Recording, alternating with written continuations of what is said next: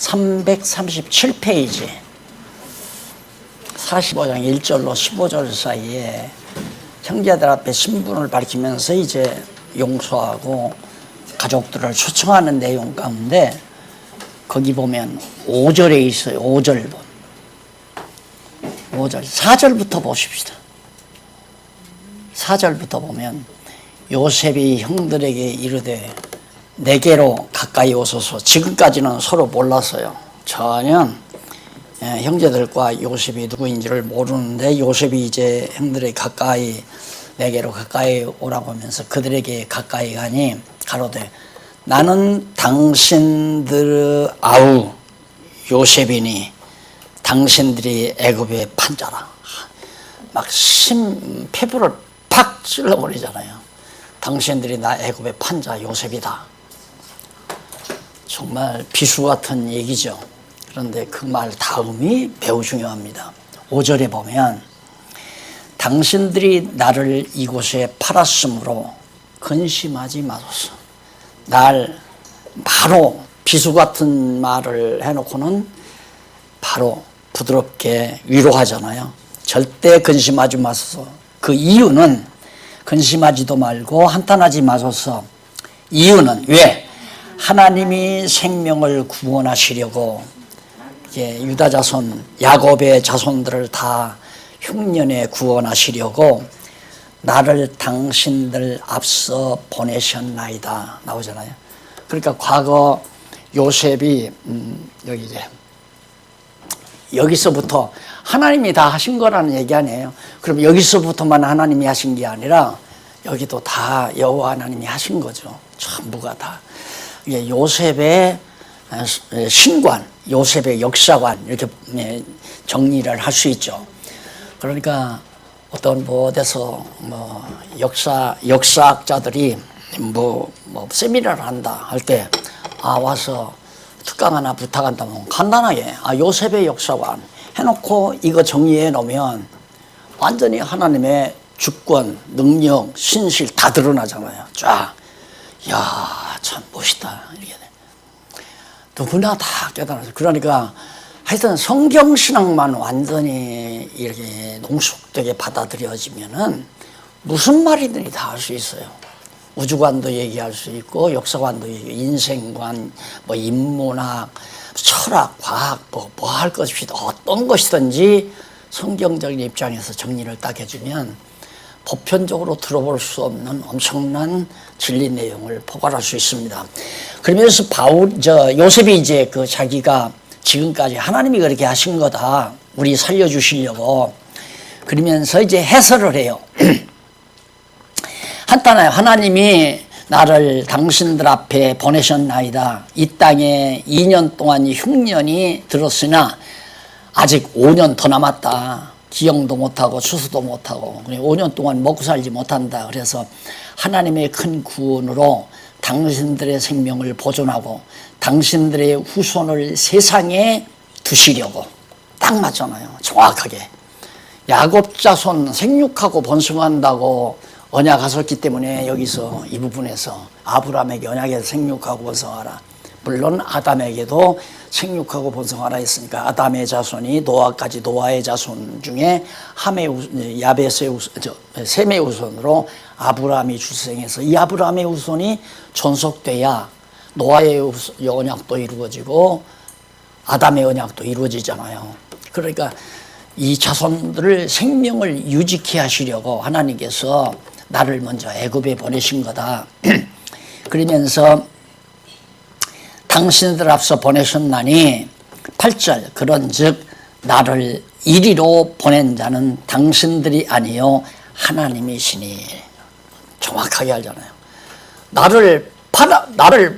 형들이 나를 판자 요셉입니다 하고 일단은 인간적인 인본주의적인 얘기를 하잖아요. 실체적인 이 상황적인 당신들이 날 애굽의 판자 요셉입니다. 그런데 당신들이 판 게 아닙니다.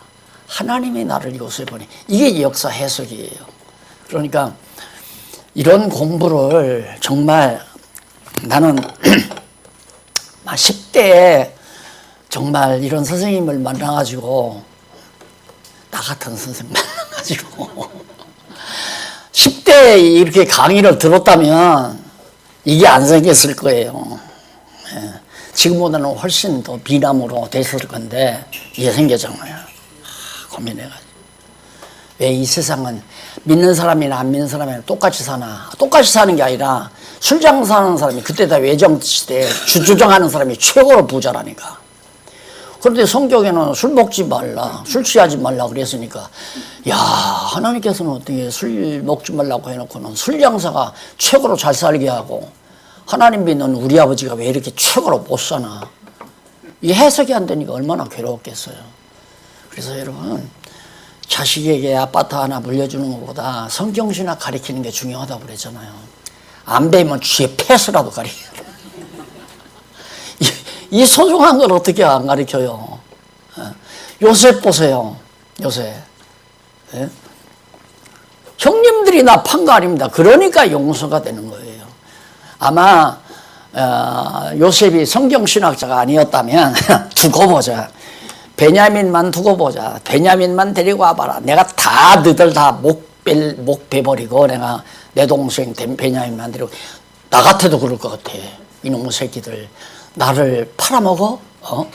아무리 이복 동생이라 하지만은 내가 원수가 없는다 해서 베냐민 딱 데려왔을 때 베냐민만 딱 갖고 이놈들 당장 갖다 능지 처참해라 하고 다 죽여버렸을 거 아닙니까? 왜 안 죽였나? 형들이 나를 판 것이 아니라 하나님이 나를 먼저. 그리고 또 재미있는 말이 있어요. 그것만 중요한 게 아니라 그것만 중요한 게 아니라 그런즉 나를 이르러 보낸 자는 당신들이 아니요 하나님이시라. 하나님이 나로 바로의 아비를 삼으시며 그 온 집의 주를 삼으시며 애굽의 온 땅의 통치자를 삼으셨나이다. 하나님이 날 삼았습니다. 그러면 형들이 동생을 애굽에 팔아먹은 건 엄청난 죄죠. 도덕적으로 볼 때 이건 정말 능지처참할 죄예요. 말도 안 되는 얘기죠. 그러면 그 일을 누가 하게 했다? 하나님이 했다 이거예요. 오늘 신문에 보니까 교회학교 학생들한테 나오는 거 학생 코너 보니까 하나님이 죄짓게 했다. 이제 그거 누가 썼는지 모르지만 그 책임져야 돼요. 이제 신학자들이 불러가면 책임지려면 이런 데를 들어대서 이거 누가 하게 했습니까? 형제들로 하여금 이게 바로가 애굽에서 열 재앙 내려도 안 놔보내는 거 바로가 강팍해서 안 놔준 게 아니라 하나님이 강팍해 했다. 그게 악한 일도 하나님이 하게 하신다는 게 너무 분명하잖아요. 그런데 그런 말을 우리는 아주 무서워가지고 과거 못했죠. 과거에. 너무너무 분명하잖아요. 하나님이 형제들로 하여금 동생 팔아먹게 했다. 그 말이에요. 그러면서 하나님이 나를 애굽의 주로 애굽에서 최고 1인자가 되게 했다. 얘도 고센 땅에 와서 나와 가깝게 하소서. 와서 돌아와서 같이 사십시다. 그러면서 내가 여기서 아버지의 봉양하리이다. 그러면서 12절 당신들의 눈과 내 아우 베냐민의 눈이 보는 바 당신들에게 이 말을 하는 것은 내 입이라. 당신들은 나의 애굽에서 영화와 당신들의 본 모든 것을 다 내 아버지께 가서 고하십시오. 다 말해 주십시오. 하는 얘기예요. 그러면서 형들에게 그제야 요셉과 가까이 합니다. 가까이 하는데 45장 아버지 돌아가신 다음에 이제 아버지가 돌아가시죠. 아까 지금 39장 할 거죠? 39장 넘어가십시다. 49장. 49장 1절로 12절 356페이지 49장 1절로 12절에 보면 했어. 야곱이 아들들에게 축복하는 내용이 다 나오죠. 나오는데 각각 아들들에게 시몬은 어떻고 르우벤은 어떻고 레위와 유다에게 등등 다 축복을 합니다. 이 축복이 가나안 땅에 가서 그대로 이루어지는 겁니다. 야곱이 아들들에게 축복한 내용. 그러니까 축복은 언약의 내용이에요. 언약의 내용. 그리고 언약이란 복을 주시는 방법이고, 그래서 언약과 축복은 아주 밀접한 관계가 있습니다. 근데 언약도 복된 언약만 있는 게 아니라 저주도 언약을 해요. 그게 이제 신명기 공부 여러분 다 하셨지만은, 신명기에 보면 저주받을 것도 언약하고 복받을 것도 언약하고 복과 저주를 같이 언약을 해요. 그런데 신명기 그 번역자들이 그걸 그렇게 번역해 놨죠. 하나님 잘 경외하고 율법을 잘 지키면 복을 주고 그걸 지키지 않으면 저주받는다, 이런 식으로 번역을 해 놔가지고 특히 신명기가 아주 결정타예요. 이게 번역 잘못한 거거든요. 이게 복과 저주가 똑같이 언약이에요. 복도 임하고 저주도 임하고 두 가지가 같이 다 임할 걸 언약한 것인데, 여기서는 야곱이 아들들 네 아들에게 복을 비는 내용이고, 그 다음에 이제 13절로 21절까지는 스불론, 이사갈, 단, 갓, 아셀, 납달리 등에게 복을 주는 복의 내용들입니다. 이 복들이 가나안 땅 들어가서 그대로 이루어졌다는 것 기억하시면 됩니다. 그 다음에 22절로 28절, 야곱이 사랑한 라헬 소생 요셉과 베냐민에게 축복을 합니다. 특별히 야곱이 사랑했는데, 요셉은 무성한 가지, 곧 샘곁 무성한 가지라, 상징적으로, 그러니까 샘 곁에 난 나무가 아주 무성하게 잘 크잖아요. 수분이 풍성하니까 요셉은 그렇게 된다 이거죠. 그러면서 활 쏘는 자가 그를 학대하며 그를 쏘며 그를 군박하였으나 요셉의 활이 도리어 건강하며 그의 말이 힘이 있으니 야곱의 전능자의 손을 힘입음이라. 요셉은 아무리 대적자들이 쳐들어와도 절대 망하지 않고 승리할 걸. 왜? 하나님이 요셉의 편에 서시기 때문에. 그가 너를 도우실 것이요 전능자로 말미암나니 그가 네게 복을 주실 것이라. 위로 하늘의 복과 아래로 원천의 복과 젖먹이는 복과 태의 복이 없음같이, 태의 복이 복이리로다. 그러니까 자손이 번창한다 이거죠. 같은 얘기예요. 표현만 다르지. 자손이 번창한다. 내 아비의 축복이 내 부여조의 축복보다 나아서 영원한 신이 한없음같이 이 축복이 요셉의 머리로 돌아오며 그 형제 중 뛰어난 자의 정수리로 돌아오리로다. 하여튼 요셉에게는 엄청난 복을 빌어줍니다. 그리고 앞에 야곱에게는 이제 야곱이 아니라 유다에게는 이제 통치자의 복이 주어질 걸 얘기를 하고요. 그 다음 이제 거기 27절에 보면 베냐민은 물어뜯는 일이라 아침에는 빼앗은 것을 먹고 저녁에는 훔킨 것을 나누리로다. 이들은 이스라엘의 12지파라. 이와 같이 그 아비가 그에게 말하고 그들에게 축복하였으되 곧 그들 각인의 분량대로 축복하였더라. 자, 이런 것도, 자, 이렇게 되면 복받으라. 하나님 잘 경외하면 복받는다. 봐라. 하나님께 야곱이 복을 주잖아요. 이 말밖에 못하는 거죠. 근데 그게 아니고, 야곱이 12아들에게 복을 비는데 복 자체의 내용이 아주 언약의 내용이라고 그랬죠. 복이란 언약의 내용이에요. 그러니까 하나님께서 12아들에게 각각 이미 정해준 분량이 있어요. 복의 내용과 분량이 그대로 가나안 땅 들어가서 그대로 이루어진다 이 말이에요. 그러니까 내 생각대로 안 된다니까. 아, 나도 아무개 집사님처럼 정말 건강한 복을 받았으면 좋겠다. 아, 나도 아무개 권사님처럼 큰 돈벼락을 좀 맞았으면 좋겠다. 이게 다 쓸데없는 거예요.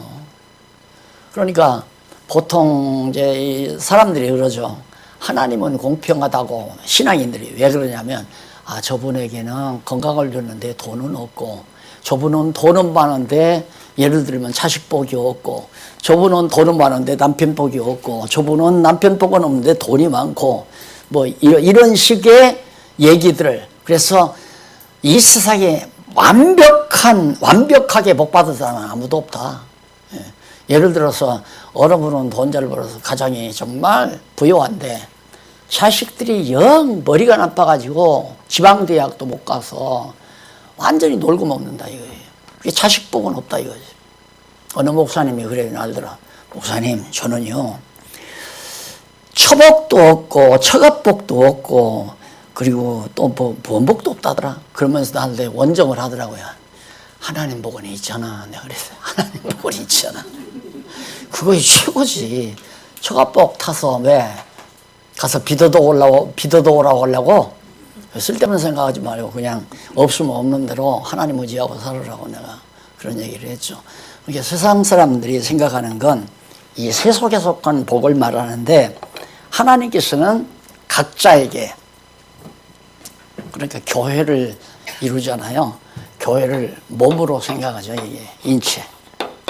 이게 이제 교회인데 그리스도가 머리 대신 그리스도가 각자에게, 아, 너는 오른손, 너는 왼손, 너는 오른발, 왼발, 무릎, 너는 허벅지, 뭐 너는 가슴, 갈비뼈, 뭐 이런 식으로 심장 다 기능이 다 있잖아요.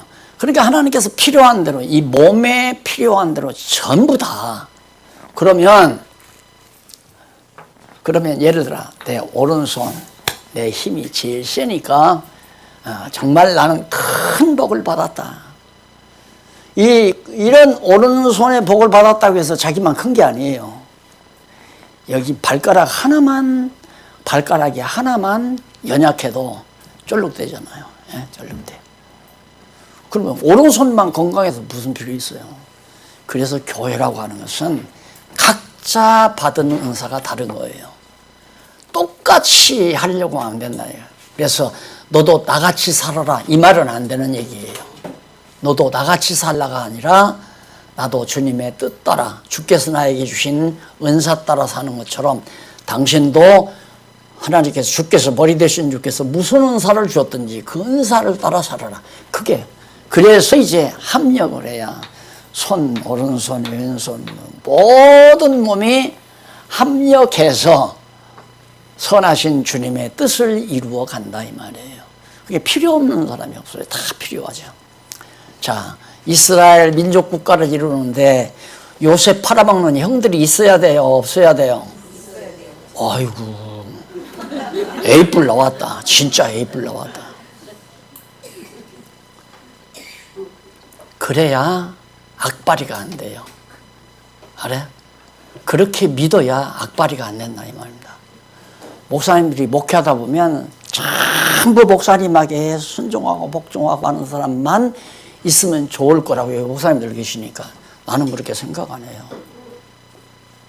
하나님께서 나를 나되게 하기 위해서 까다로운 사람도 있는 거고 반대할 사람도 있는 거고 아주 충성스럽다가 배반하게 할 사람도 있는 거고 또 막 악차게 막 거짓말해서 그냥 나를 코너로 몰아붙이는 사람도 있는 거고.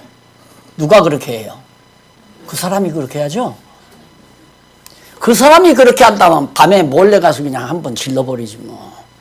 그럼 끝나잖아요. 그 사람이 그러는 게 아니라니까. 누가? 저런. 어떻게?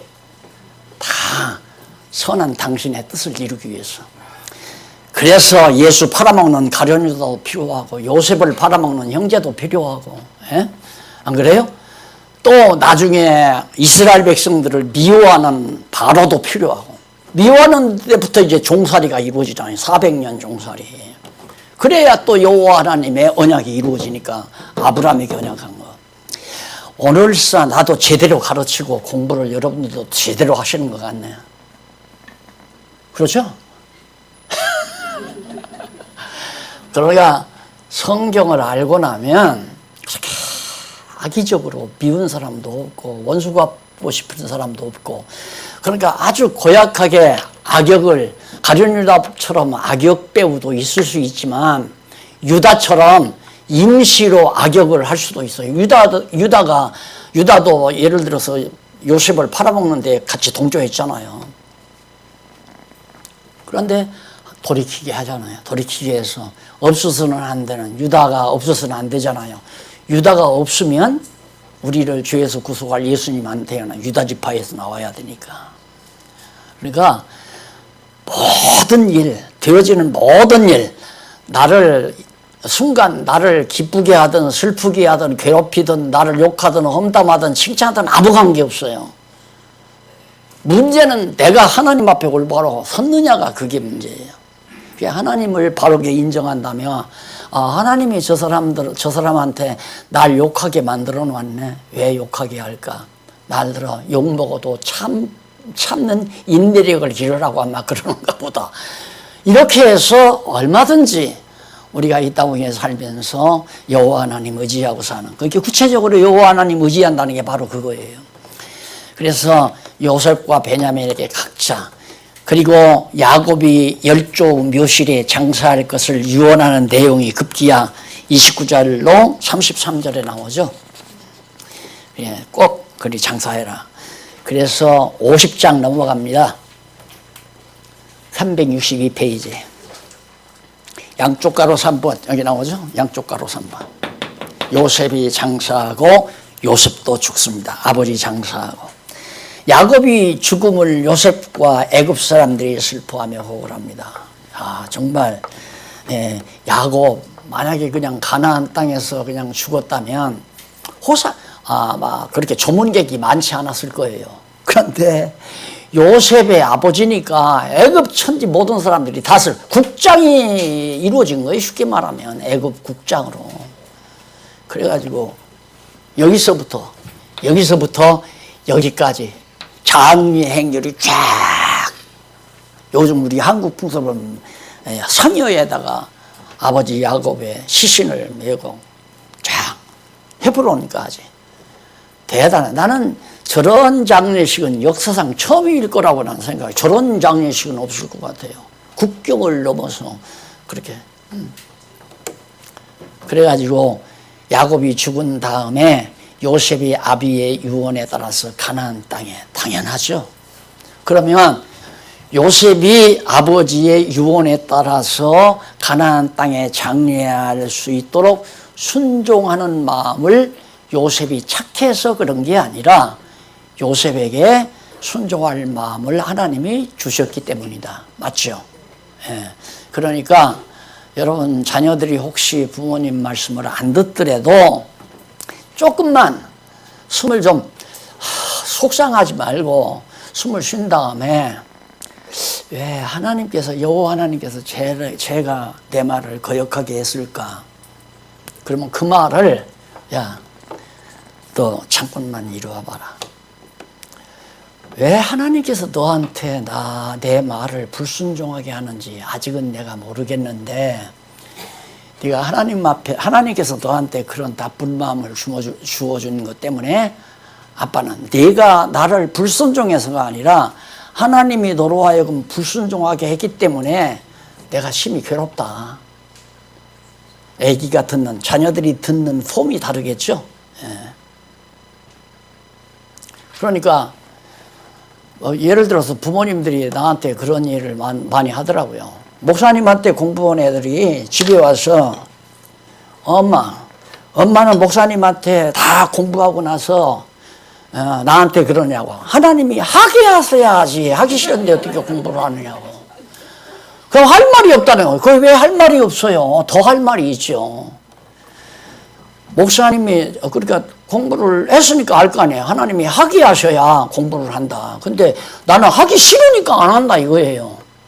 그럼 어머니나 아버지가 야 그래 맞는 얘기야. 그런데 왜 하나님이 너한테 공부하기 싫은 마음을 왜 줬을까?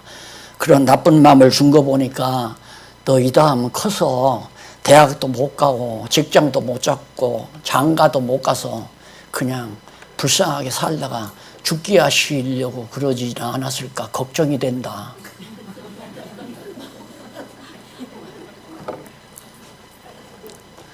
그냥 다 모든 사람들이 하나님이 하게 하신다. 말은 되는 것 같아요. 말은 되는 것 같은데 실제적으로는 그게 적용이 안 된다고 생각하는 거예요. 그게 아직 성경신학을 아주 농숙해서 잘 공부한 게 아니라니까. 이게 완전히 아주 농숙이 되어 있으면 빨리빨리 적응이 되죠. 빨리빨리. 그래서 요셉이 장사하고 이제 죽는데 애굽 사람이 슬퍼하고 요셉이 아비의 유언에 따라서 가나안 땅에 장사를 하고 돌아왔어요. 돌아왔는데 요셉이 용서하고 죽는 내용입니다. 자, 여기가 아주 재미있는 내용이 또 담겨 있죠. 15절 보십시다. 요셉의 형들이 그 아비가 죽었음을 보고 말하되 요셉이 혹시 우리를 미워하여 우리가 그에게 행한 모든 악을 다 갚지나 아니할까 하고 요셉에게 말을 전하여 가로되 당신의 아버지가 돌아가시기 전에 당신의 아버지가 주들 아버지도 되는데 당신의 아버지가 돌아가시기 전에 명하여 이르시기를 너희는 이같이 요셉에게 이르라 내 형들이 내게 악을 행하였을지라도 이제 바라건대 그 허물과 죄를 용서하라 하셨다라 하셨나니 당신의 아버지의 하나님의 종들의 죄를 이제 용서하소서 하며 요셉이 그 말을 들을 때에 울었더라. 참 형들은 어쩔 수가 없어요. 형들이 요셉이 자기를 용서해서 아버지가 돌아가실 때까지 자기 조카들까지 다 거뒀잖아요. 다 잘 살게 했으면 형들이 이분을 믿어야죠. 그렇죠? 여기서 언약하신 대로 아브라함에게 언약한 대로 자손이 번창하고 이렇게 하시려고 하나님이 그러셨다 하면 아버지 돌아가신다면 요셉이 두려울 게 없잖아요. 그러니까 요셉이 용서해 줬다고 생각하니까 어떤 생각이 듭니까? 야, 큰일 났다. 아버지가 살아계실 때에는 요셉이 우리를 다 선대하는 것 같았지만 이제 아버지가 세상을 떴으니까 그 다음에는 요셉이 원수 갚을 때가 온 것 같다. 큰일 났다. 이거 어떡하냐. 아버지 세상 떴으니까 이제 다 죽여도 되잖아요. 원수 갚아도. 그걸 걱정해가지고 해결 방법이 뭐냐면 거짓말이에요. 기가 막힌 거짓말. 그것도 조금만 영리하면 그냥 꼬투리 잡힐 거짓말이에요. 아니 그런 말을 하려면 아버지가 요셉을 불러놓고 요셉아 나 죽더라도 너 형들 그냥 너 그렇게 용서해 주어라. 이렇게 당부하면 될 거 아니에요. 그런데 요셉에게 아버지가 그런 말 한 일이 없거든요. 그런데 형들은 꽤 지혜로운 척 해가지고 요셉한테 동생 아버지가 살아계시는 동안 당신 아버지가 그렇게 우리 아버지가 그게 야곱이 했단 말을 당신 아버지가 했다 이거야. 당신 아버지께서 내가 죽더라도 요셉을 너 그렇게 용서해 주라고 그렇게 당부하라고 그럽디다. 그 말을 왜 형들에게 시키냐. 형들이 그 말을 하기가 얼마나 어려운 얘기인데 또 한들 믿어주겠느냐 요셉이. 그런데 이건 정말로 새까만 거짓말이 아니라 새빨간 거짓말. 이런 거짓말을 해가지고 요셉한테 용서를 받으려고 하니까 요셉이 한심하잖아요. 어떻게 형님들은 아직도 마음이 풀어지지 않았을까 답답하기도 하고 형들이 마음에 맺힌 그 맺힘이 풀어지지 않았다 싶으니까 참 가련하기도 하고 그러니까 울어버리지 요셉이. 그게 울어버렸다 이 말이에요. 그게 울고 나서 하는 얘기가 나온다. 울었더라. 그리고 18절 그 형들이 또 친히 와서 요셉 앞에 엎드려 가로되 우리는 당신의 종이니이다. 우리는 이제 당신 종입니다. 그냥 하라는 대로 죽으라면 죽고 살라면 살고 일하라면 일고 종로를 하겠습니다 하고 다 엎드렸어요. 엎드리니까 요셉이 그들에게 이르되 두려워 마소서 내가 하나님을 대신하리까. 정말 이 요셉의 신학이 나는 그 이전에도 있지만은 요셉이 성경 신학의 창시자라고 하고 싶어요. 어떻게 사사건건 다 하나님이 하셨다고 하느냐 이 말이야. 형님들이 나를 판 게 아닙니다. 또 그리고 내가 용서하는 게 아니라 하나님이 용서하는 거지 내가 용서하는 게 아닙니다. 내가 하나님 대신하리니까. 그러면서 그 다음 말도 또 나옵니다. 20절 당신들은 나를 해하려 하였으나 당신들은 나를 팔아서 미운 나를 해하려고 했지만은 하나님은 그것을 선하게 선으로 좋은 것으로 바꾸사 오늘과 같이 만민의 생명을 구원하게 하시려 하셨나니 당신들은 두려워 마소서 내가 당신들과 당신들의 자녀를 기르리이다. 다 당신들과 당신들 자녀들 내가 다 책임지겠습니다 하고 그들을 간곡한 말로 위로하였더라. 여기서 내가 충격을 받은 거죠. 네, 마태복음 강론 교재를 쓰고 그다음 창세기로 올라갔다고 그러잖아요. 창세기에 올라가서 쓰다가 이제 이 장면 나오면서 형님들은 나를 해하려고 했지만 하나님은 그걸 선으로 바꾸셨습니다.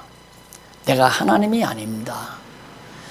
형님들이 나를 판 것이 아니라 하나님께서 나를 팔게 하신 겁니다. 이유는 아브라함과의 언약을 이러니까 너무 이건 의심할 여지가 없잖아요. 그러니까 가면 갈수록 확신이 팍 이 성경 신학에 대한 확증이. 이번에 우리 목사님들 종강을 하는데 지난 금요일 날 종강했잖아요. 강의는 안 하고 파티만 했어요. 파티만 하고 그리고는 이제 공부한 소감 5학기 공부한 소감들을 말하니까 한 분이 제일 먼저 말씀을 들으신 목사님 한 분이 나와서 성경신학 탁월합니다. 확실합니다. 완벽합니다. 하면서 그러면서 조목조목 하면서 얘기를 하는데 야 정말 대단하게 자신의 변화를 가져온 거구나 그런 생각을 했습니다. 완벽합니다. 그리고 확실하고 분명하고 탁월하고. 이게 성경신학 탁월하다는 말은 벌써 오래전부터 많이 듣기는 들었어요. 그런데 나는 이 부분에 와서 결정타를 내가 맞은 거죠. 물론 쭉 보니까 다 맞아떨어져요. 그러니까 창세기를 딱 교재를 쓰려면 몇 번 쭉 읽습니다. 그럼 부분별로 내용 분해부터 먼저 하죠. 내용 분해 쫙 해놓고 그 내용이 의미적으로 어떻게 통하는가 그걸 해놓은 다음에 이 구조부터 딱 일단 잡아놓고 쓰기 시작해요. 쓰면서 세밀하게 쓰면서 이 부분에 와서 와 대선배 만났다 정말.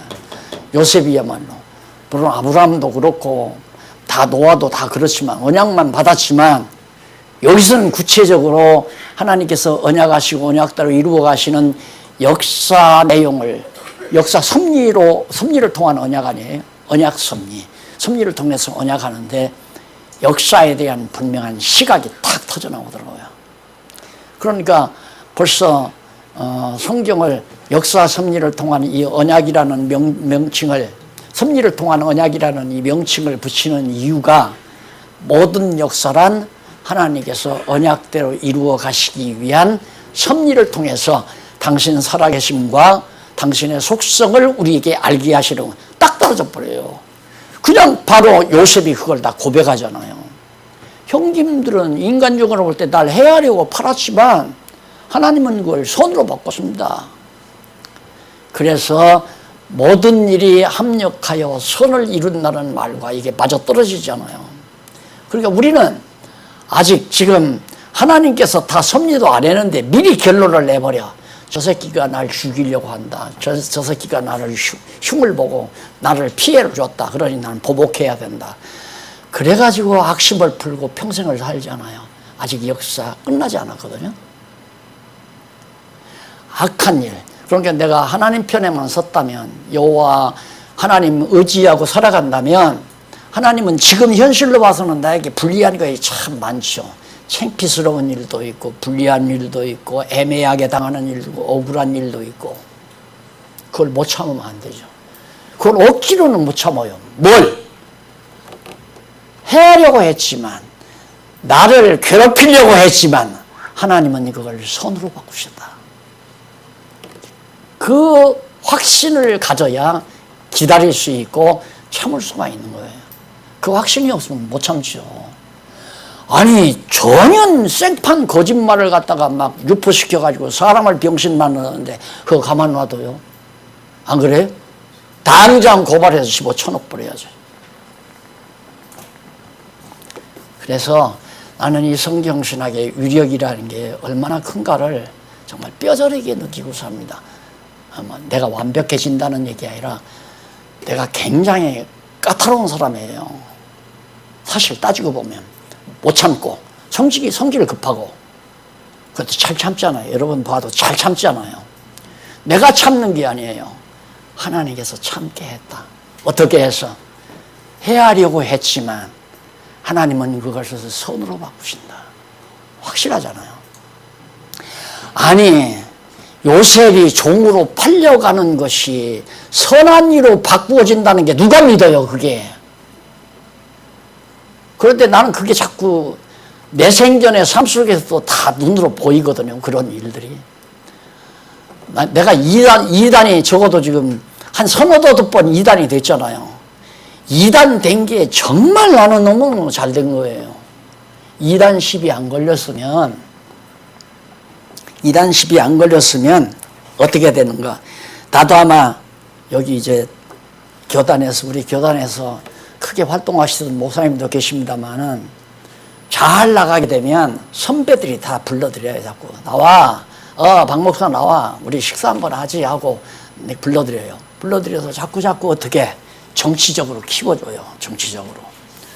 그러면 이제 뭐 예를 들어서 총회에 큰 이제 임원직도 맡고, 임원직 맡다가 또 밥도 잘 쏘고 돈도 잘 쓰면 총회장 추천도 받고, 그래서 총회장도 되고. 그쪽으로 갈 가능성이 참 컸죠. 이단 시비 안 걸렸으면 교회가 엄청 컸을 겁니다.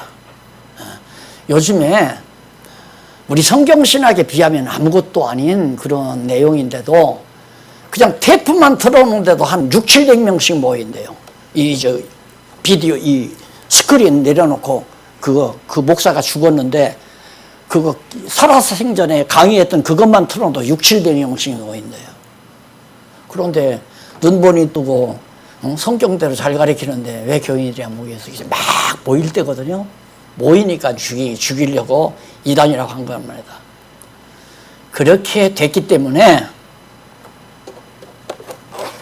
이걸 쓰게 된 거예요. 이거 안 썼으면 나 죽으면 끝나요. 이거 안 써놨으면 나 죽으면 끝난다 이 말입니다. 그럼 보나마나 뭐 그냥 강단에서 설교만 하다가 죽었을 거니까 죽은 다음에는 이것도 다 썩었을 거 아니에요.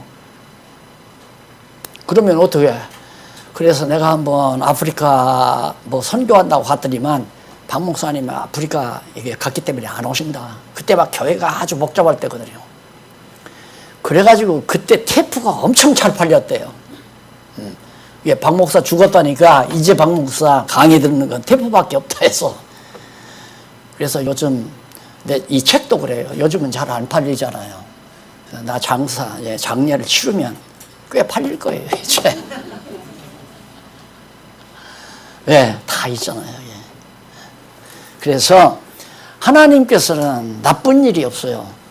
그게 3번이나 그렇게 이단이 되니까 내가 교주가 안 된 거고, 교주가 안 되고 성경을 연구해서 강론집을 쓴 거고, 그러다 보니까 또 하나님께서 나를 시험하느라고 생각도 않은 이 엄청난 교회 재산 덩어리를 떡 주기에, 야, 이거 하나님께서 도대체 나를 시험해도 보통 시험하는 게 아니로구나.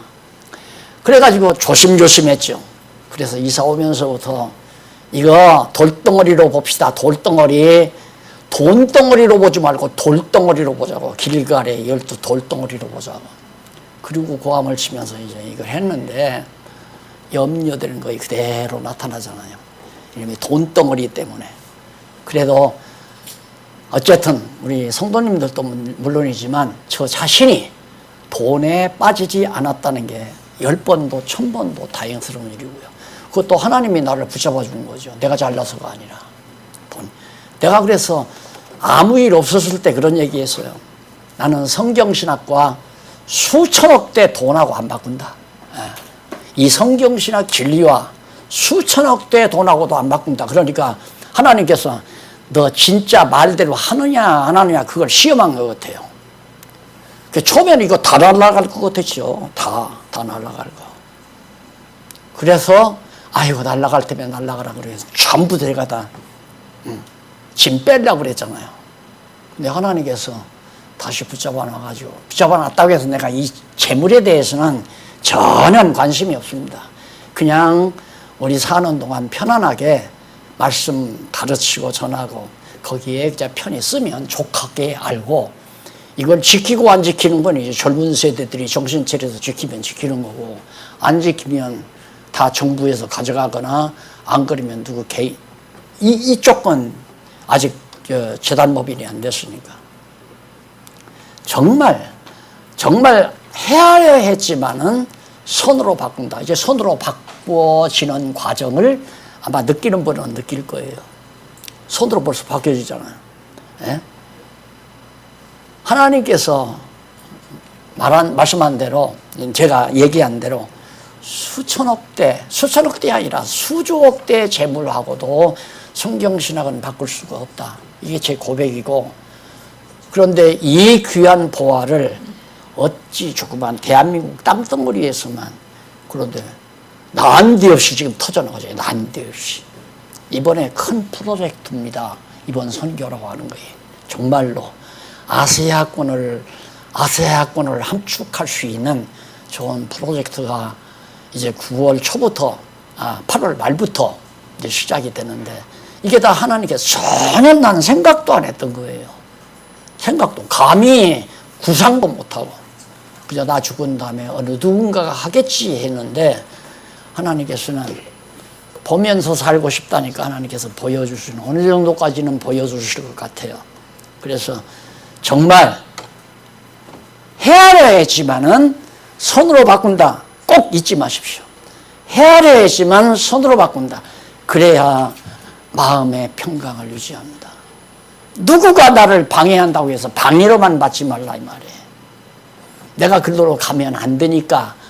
그러니까 나는 이걸 이제 거스려 역사를 해석하는데, 제가 일편단심 돈 있으면 천국을 못 가니까, 어렸을 때 교회학교에서 그렇게 배웠으니까, 그럼 돈 없이 즐겁게 사는 방법이 뭐냐? 그림 그리며 사는 거예요. 그림 그린 거. 그림 솜씨가 있었으니까 어려서부터. 그래서 화가가 되려고 했는데 중학교를 딱 가니까 중학교에 특전한 미술 교사가 미술 선생으로 와 있더라고요. 나이가 드셨는데, 와, 정말 저녁 노을을 그려놨는데 진짜 빠져들게 그려놨어요. 그 특선이 국가에서 특선으로 당선된 모양인데, 이분이 내 스케치북을 그 집에서 이제 뭐 그림 연습하느라고 이렇게 스케치북을 만들어서 그려놨는데, 그걸 미술 시간에 보더니만, 강의는 안 하고 이 양반이 그걸 들고 교실마다 가서, 학교 교실 강당마다 가서 뭐 1학년에서부터 3학년까지 각 반에 들어가서 우리 학교에 이런 수재가 있다고 그러면서 강의. 그러면서 나를 이제 키우려고 그러는데, 아버지가 돈이 없어서 못 키웠잖아요. 아버지가 돈만 있었으면 미대 갔을 거고, 미대 가서 성균관? 성균관이 아니죠.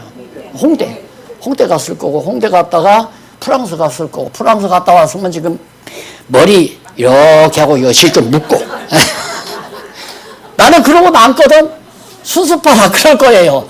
뭐 그림 그려서 돈 벌어먹고 산다는 생각을 안 했으니까 그냥 즐겁게 편안하게 죄 안 짓고 사는 방법이 그거라고 생각해요.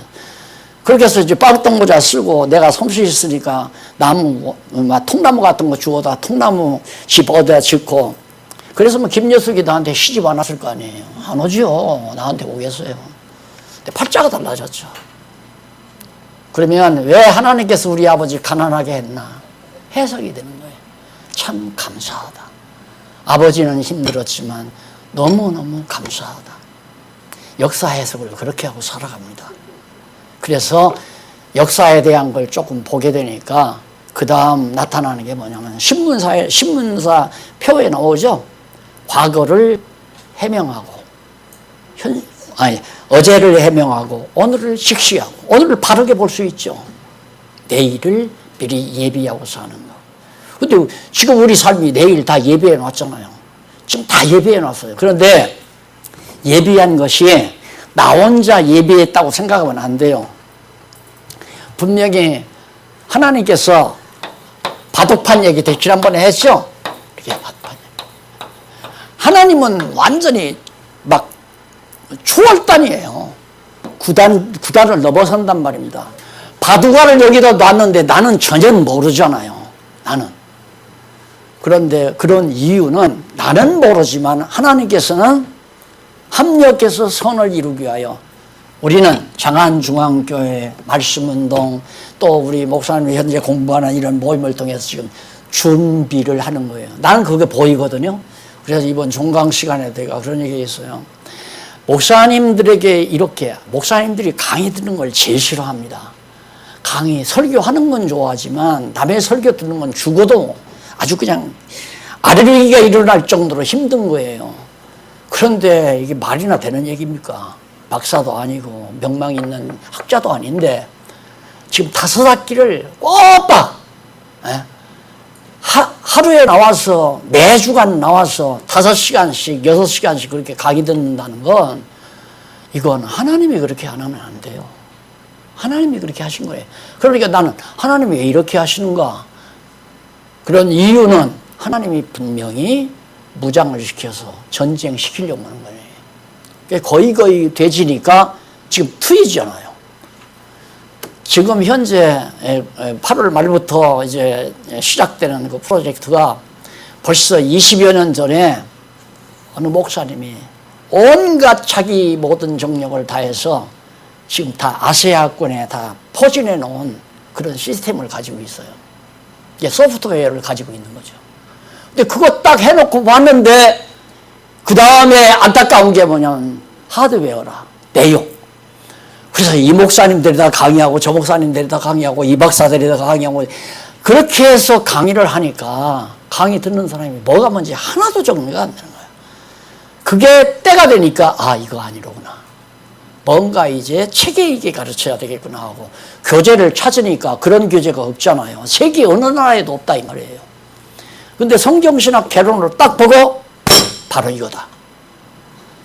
이분 만나자. 그래서 이제 8월 말에 제주도 제가 가는 거고요. 그분 만나러. 그분은 제주도에 지금 문신처럼 해놓고 이 아세아권의 모든 선교사들, 목회자들 매 1년에 서너 차례씩 이제 불러다가 수양도 하고 공부도 하고 그렇게 해서 이제 보내고 그런 곳을 제주도에서 왜? 여권이 없으니까 자유롭게 드나들 수 있으니까 그걸 제가 얼마나 하고 싶었는지 그걸 여기다 해놨더니만 여기는 여권이 있어야 들었잖아요. 그러니까 함부로 못 들어요. 그런데 제주도는 여권 없이도 들으니까 벌써 하나님이 그분 통해서 다 20여 년 전부터 다 해놨더라니까.